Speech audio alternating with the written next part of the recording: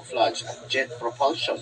May 8 makakapit na tentacles at determinasyong mahuli kahit nakamamatay na prey, gaya ng scorpionfish.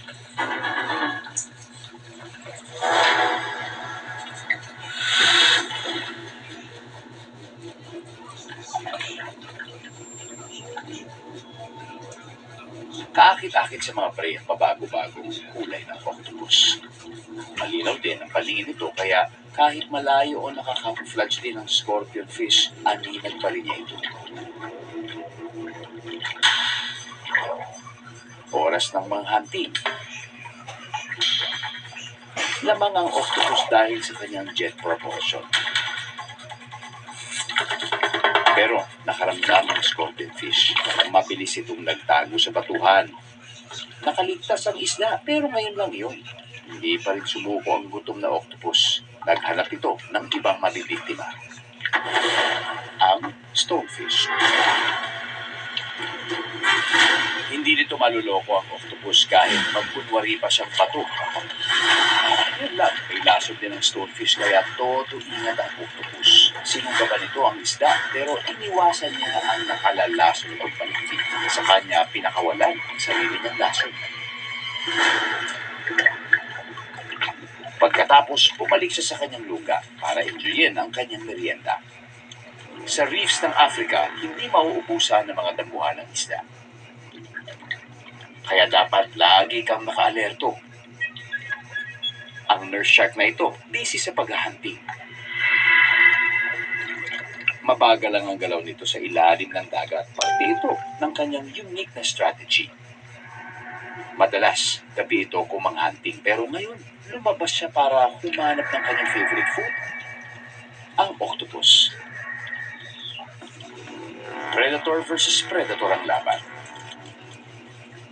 Sensitive ang mga palbas ng nurse shark. Ito ang gamit niyang pang-detect sa kanyang mga prey.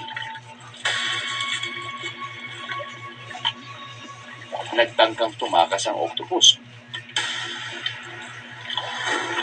Pero naabutan pa rin siya ng pating. Na-corner siya dito sa batuhan. Walang pinagbatang nakalalasong buka ang octopus sa nakamamatay na sakmal ng nurse shark. Sa timog silangang coastline ng Africa, kumahampa sa mga alon sa papatungo ng Pasikat. Parang mag-aaway ang dagat at bukaan. Pero alam niyo bang sa lugar na ito, may nabubuhay na mga nilalang na hindi hadol sa Filter ng brown mussels o tahong ang maliliit na organismong inaanod ng tubig. Nakakapit ang mga tahong sa batuhan kung saan sila naman ang pinapapak ng ibang hayop gaya ng ito. Pag nahulog sa tubig ang mga tahong, siguradong nakaabang ang rock lobsters. Matitibay na panga ang gamit nila sa pagkain. Mabilis lumaki ang mga batang lobsters. Matatakaw kasi sila. Tuloy-tuloy ang kanilang paglaki hanggang sa abutin sila ng 20 years. Pero kapag kulang sa pagkain, madaling uminit ang kanilang ulo. Walang mabibigat na sipit ang mga rock lobsters na ito. Pero kitang-laban naman sila ang malaking sumay sa unahan.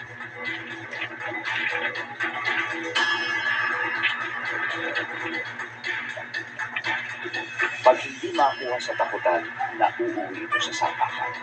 Siyempre, nanalo ang mas malakas. Ang premyo, tahong.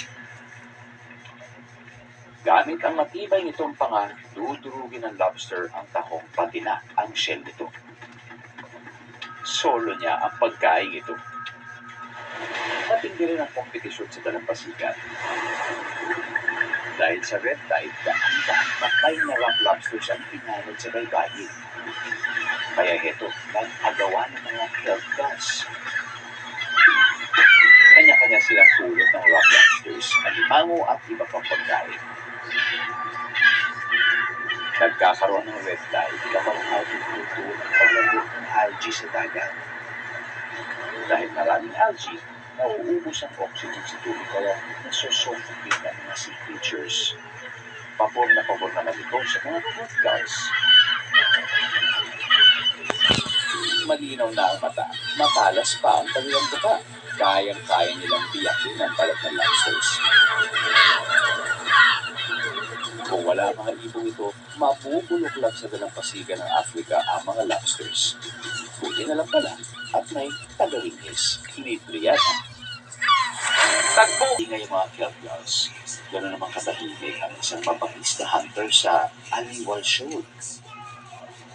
Kumpara sa ibang pating, mabagal itong kumilos. Pero sa taglay niyang haba at bigat, walang duda, isa talaga siyang shark. Ito ang rag-tailed shark. Raggy kung tawagin. Ang kanyang mga ngipin, ginagamit niyang panghawak lang. Nilulunok kasi nito ng buo ang kanyang biktima. Kung gaano kasiga ang itsura niya, ganun din siya kadelikado. Malihim, mahirap basahin at agresibo ito. Ginagamit niya pambuelo ang mahaba at mamasil niyang buntot. Manhapong gumagala ang rag-tailed shark. Paikot-ikot lang ito sa mga coral reefs at wreckage ng lumubog na barko. Karamihan ng sharks gumagalaw para makahinga. Ang raggies lang ang nag-iisang pating na marunong lumunok ng hangin. Malaking advantage ito sa kanyang paghahandi. Ito ang ruta nila papuntang norte kung saan sila magmamigrate. Pagdaan nila sa mainit na karagatan ng Mozambique, tatambay muna sila sa mga kuweba kung saan maraming pagkain. Yung ibang isla, nakikipagkaibigan sa raggies for protection. May pagka-user-friendly din sila, no? Isa na dyan ang malaking potato grouper na ito. Lagi siyang nakapuntot sa ragged-toothed shark at umaasang maaampunan ng pagkain. Minsan nakala mo, pag-ising-isi lang ang ragged-tooth. Ang totoo, naghihintay lang ito ng biktima na lulunukin niya ng buo. Teka, bakit nga ba hindi na lang itong grouper na may habang 2 meters at kainin niya? Hindi na siya lugi rito. Ayan, papuntot-puntot lang. Kaysa maghanap pa siya ng ibang merienda, paka na niya. Nako, ayan na, mukhang aatak na siya. Swerte pa rin ng grouper na ito, hindi siya pinatos ng pating. Napakarami kasing options dito. Sagana sa pagkain. Bago pa makatakas sa mga isda, umatake na ang mga pating. Sa isang iglap, nalunok na niya ang kanyang biktima. Sanay na tayo makakita ng wild animals na sama-sama. Moray eel. Sa mga singit-singit ng reef, nakatago ang moray eel. Nag-aabang ng isda. Huli ka. Walang makakatakas sa matatalim na kurbado nitong mga ngipin, pati na rin sa 2 sets na nagpanga. Pero hindi lang morays ang predators dito. Nandyan din ang reef sharks at gray reef sharks na eel naman ang hanap. Kung ang white-tipped reef sharks ay sa ilalim nagpapatrol, sa bandang taas naman ng reef ang gray reef sharks. Kaya ang moray eel na ito, walang pagkataguan. May mas delikado mo pa kaysa sa habulin ka ng gutom na shark. E di yung habulin ka ng maraming pating. Pinagtulungan ng pating ang kamarang moray eel. Wala namang nagawa kundi manood lang ang gray reef shark. Magtitiis na lang sila sa pagkaing tira-tira. Paglubog ng araw, lalo pang lumaki ang mga alon sa dagat. Pauwi na sa mas malamig na bahagi ng ocean ang Cape Fur seals matapos magpiesta sa mga sardinas. Pero hindi pa tapos ang paghahunting nila. Kasama sila sa isa sa pinakamabilis na predators ng dagat. Kasing deadly rin ang mga pating ang striped marlin. May bigat na 200 kilos, taglay nito ang bilis na 110 kilometers per hour. May matutulis itong ngipin pero malaispada rin ang tuka nito. Matapos umatake sa grupo ng mga isda, babalikan niya ang mga sugatan niyang biktima.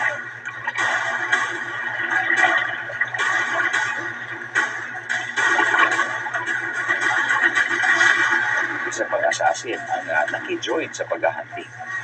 Ang paligpit ng sailfish ay may habang 3 metro. Mas mabilis itong lumangoy kaysa sa pinsan niyang marlin. Ang sailfish ang fastest fish in the sea. Willing itong makipagkulap basta't makakain. Gusto lang may riot dito kapag oras ng merienda. Hindi kaya magkasakita ng mga predators? Umiwas sa tuka ng marlin ang mga seabirds.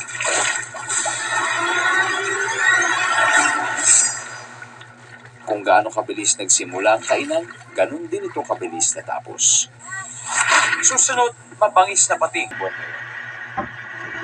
Busy na naman ang mga panggaping predators. Gaya ng silvertip sharks. Malaki, dominante at madaling magalit.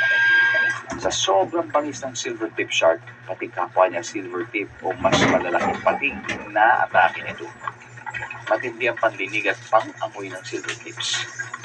Malinaw ang malalaki nitong mata kahit sa dilim o maputik na tubig. Matatalim din ang mga ngipin nito. Parang armor ang balat ng silvertip. Sa halip ng kaliskis, napabalot ito ng matutulis na denticles. Unpredictable ang galawan ng silvertips. Panlito sa kanyang target. Nadedetect nito ang vibration sa tubig kaya alam niya kung nasaan ang kanyang prey. Maladonut shape ang formation ng isang pulutong ng mga isda. Ang goal nila ay takasan ang mga predators. Kaya wala talaga makapipigil sa mga silvertips. Sa ilalim ng dagat, isang ambush predator na kamag-anak ng mga pating ang tila lumilipad sa tubig. Electrosensors at hindi mata ang gamit ng stingray sa panghahunting. Parang may ngipin ang bundok nito na nakamamatay dahil sa taglay nitong laso. Paglaban niya ito sa mga predators. Gaya ng isang ito sa ilalim din ng tubig, mabagal na nagpapatrol ang broad-nose 7-kill hound shark. Ang desperadong stingray sinubukan pang magtago sa buhangin. Pero nahanap pa rin siya ng pating. At pag may naamoy ng potential victim, larga kaagad. Napisto nito ang plano ng stingray. Nagtangkang tumakas sa tingin pero pinagdahan.